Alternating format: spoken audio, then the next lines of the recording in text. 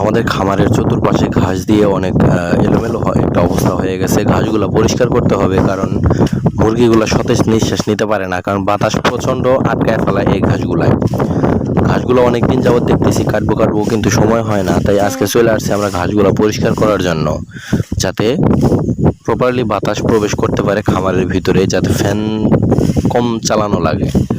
আর এদিকে বৃষ্টি হওয়ার কারণে প্রচণ্ড পরিমাণ লোডশেডিং, যাতে কারেন্টও থাকে না, সেই জন্য ঘাসগুলো পরিষ্কার করে দিচ্ছি যাতে বাতাসগুলো ভিতরে প্রবেশ করতে পারে আর মুরগিগুলো ভালো থাকে। আর গরমে যে অবস্থা, মানুষই টিকতে পারে না, সেজন্য মুরগিগুলোকে একটু বাতাস খাওয়ানো প্রয়োজন।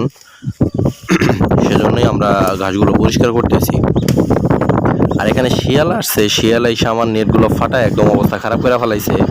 সেজন্যই আসলে আর করা হয় না। তো আজকে নেটগুলো ঠিক করে দিব, পাশাপাশি ঘাসগুলোও কেটে দিব যাতে বাতাস ঢুকতে পারে।